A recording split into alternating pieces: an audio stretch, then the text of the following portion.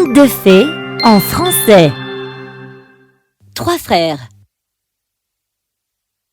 Il était une fois, dans le village de Dasmana, vivait un homme qui s'appelait Arko et sa femme, Tina.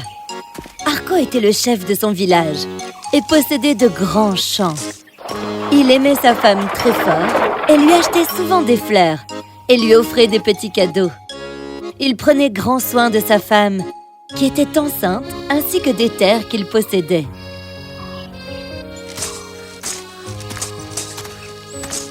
Tiens, c'est pour toi, ma chérie. Oh, comme c'est mignon, merci beaucoup! Un jour, le bébé s'apprêta à naître. Alors, il emmena sa femme à la maternité, mais elle commença à se sentir très mal et ressentit une grosse douleur. Ne t'inquiète pas, mon amour, ça va aller. Au même moment, on emmena Tina dans la salle des naissances avec une sage-femme. Arko attendit à l'extérieur, inquiet, en entendant le chaos qui semblait se dérouler à l'intérieur. Quelques heures plus tard, le chaos laissa place au silence, et le son lointain des pleurs d'un bébé se fit entendre. La sage-femme sortit, en tenant le bébé dans ses bras, enveloppé dans une couverture. Mais elle avait l'air triste, et ses yeux étaient gonflés de larmes. « C'est un petit garçon, c'est un bébé en bonne santé, mais je suis désolée, votre femme ne s'en est pas sortie. » Quoi? Non! Arko était profondément triste et inconsolable aux nouvelles concernant sa femme. Il abandonna son poste et ses responsabilités en tant que chef, et dans les jours qui suivirent, sa sœur resta chez lui pour prendre soin du bébé, appelé Simon. Arko, tu mérites d'être heureux à nouveau. Et ton fils a besoin de quelqu'un qui s'occupe de lui. Pourquoi tu ne te remaries pas? Pourquoi? Tu vas où? Je ne veux pas me remarier. Je ne vais nulle part, mais cet enfant a besoin de quelqu'un qui s'occupe de lui et lui donne de l'amour comme une maman le ferait. Après bien des discussions, Arko finit par accepter. Et quelques semaines plus tard, il se maria avec une adorable jeune femme du village, Donna. Donna était douce et gentille. Elle prenait grand soin de Simon et l'aimait comme son propre enfant. Cela aida Arko à se sentir mieux et il finit par redevenir l'homme joyeux qu'il était autrefois. Des années passèrent et la famille d'Arko s'était agrandie. Ils avaient eu 2 autres fils, Ryan et Rodney. Donna les aimait tous autant et ne faisait pas de différence entre eux, traitant Simon comme son propre fils. Tenez les enfants, c'est pour vous. Oh, waouh! Superbat! C'est mon super-héros préféré! Oui, il est génial! Le mien aussi, merci maman! Même après avoir eu 2 enfants à elle, son amour pour Simon n'a jamais diminué et a toujours été égal. Elle n'a jamais dit à Ryan et Rodney que Simon était leur demi-frère. Arko emmenait ses fils au champ tous les ans et ensemble, ils construisaient un épouvantail. Simon, va chercher du foin. Oui, papa! Ryan, Rodney, apportez les bâtons et les vêtements. Oui, papa!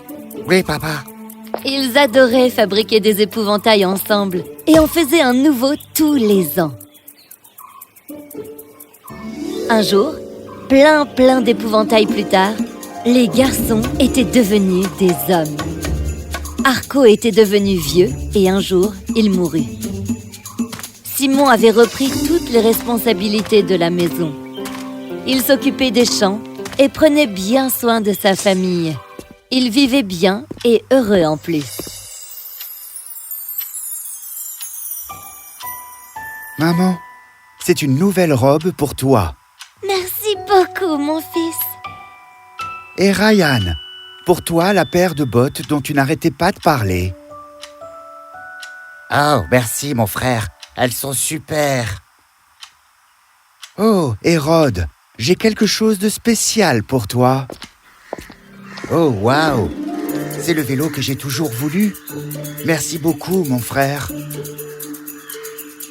Tout cela rendit les voisins assez envieux et ils décidèrent de monter un plan.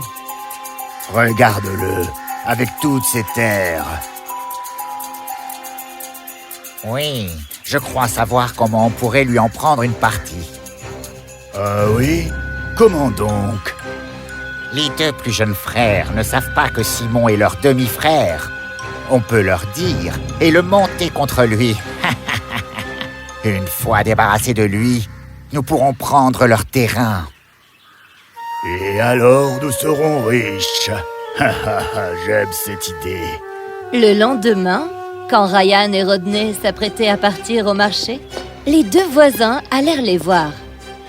Je vois que ton demi-frère t'a fait un joli cadeau. Quoi? Que veux-tu dire? Oh, vous ne saviez pas? Il est le premier fils de votre père, né avant qu'il ne se marie à votre mère. Les garçons furent choqués aux paroles des voisins. Ceux-ci leur dirent aussi qu'avec Simon aux commandes, ils ne leur laisseraient jamais leur part du terrain, dont ils devraient normalement hériter. Sais-tu pourquoi il t'a offert ce vélo? Oui, tu le sais? Tu le sais? Non. C'est une façon de te maintenir si occupé avec ces petites choses qu'il peut se garder toute la propriété pour lui. Oui, et il n'est pas vraiment ton frère, c'est seulement un petit homme avide. Sans connaître les vraies motivations des voisins, les deux frères étaient remontés contre Simon. Ils devinrent plus furieux que jamais et déterminés à se débarrasser de lui pour de bon. Allez, on doit se débarrasser de lui. On va le dire à maman. Les garçons rentrèrent à la maison immédiatement et racontèrent tout à leur mère. Elle fut choquée d'entendre ce qu'ils avaient à dire. « Ne soyez pas bête, votre frère n'est pas un égoïste. » Je ne veux rien entendre. Soit tu te débarrasses de lui, ou bien c'est nous qui le ferons. Il n'y a pas besoin de se débarrasser de lui. Je m'en occupe, d'accord? Donna était profondément attristée par cela et comprit exactement pourquoi les voisins étaient allés parler aux garçons et quelles étaient leurs intentions. Je dois trouver un moyen de régler tout ça. Elle resta debout toute la nuit, inquiète, à essayer de trouver un moyen de donner une bonne leçon à ses fils et aux voisins. Plus tard dans la nuit, quand tous les trois furent endormis, elle hurla. «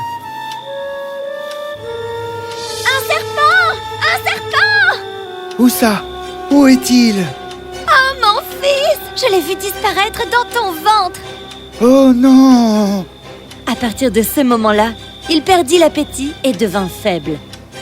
Il restait au lit toute la journée et, dans les jours qui suivirent, il ne pouvait même plus s'asseoir au bord du lit. En voyant leur demi-frère dans cet état, les frères pensèrent avoir accompli leur mission. Les voisins aussi se réjouirent de l'état de faiblesse de Simon. Notre plan a marché. Oui, maintenant allons nous emparer de leurs terres.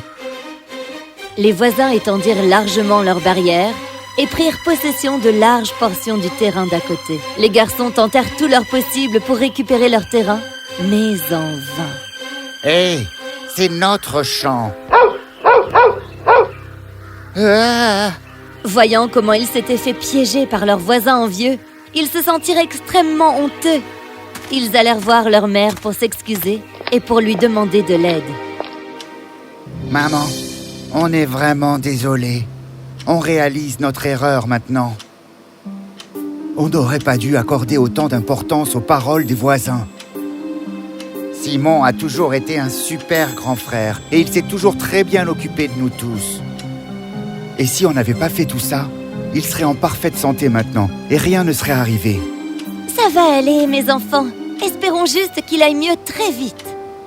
Cette nuit-là, une fois ses enfants endormis, elle hurla. « Un serpent! Un serpent !»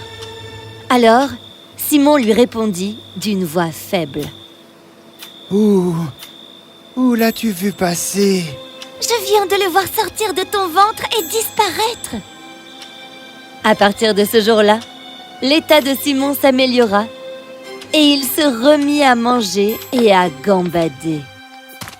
Un jour, quand il sortit dans les champs, il vit que son terrain avait été volé par les voisins.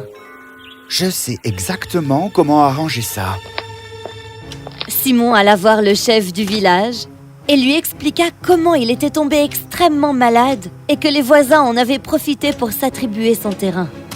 En voyant que Simon était de nouveau sur pied, les voisins prirent peur et tremblèrent à la pensée de ce qu'il allait leur faire.